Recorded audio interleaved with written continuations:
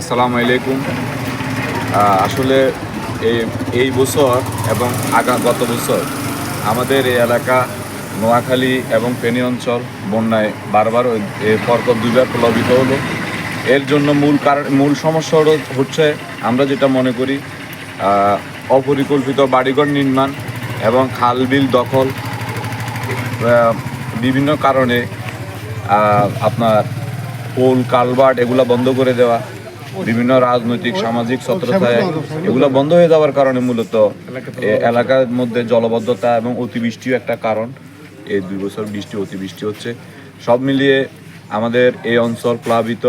এই অঞ্চলের মানুষ, সাধারণ মানুষ, গরিব দুঃখী সহ সবাই আপনার ঘরবন্দি জীবনযাপন করছেন।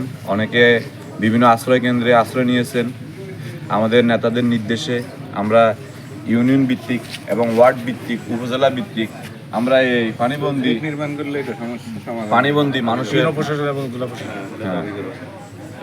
পানিবন্দী মানুষকে সামান্যতম সহযোগিতা করার প্রয়াস নিয়ে আমরা সবাই এখানে একত্রিত হয়েছি। আমরা এই আশ্রয় কেন্দ্র আমরা পরিদর্শন করেছি। আমার সাধারণ মানুষের পক্ষ থেকে এবং আমাদের রাজনৈতিক দল বাংলাদেশ জাতীয়তাবাদী দল বিএনপির পক্ষ থেকে প্রশাসনের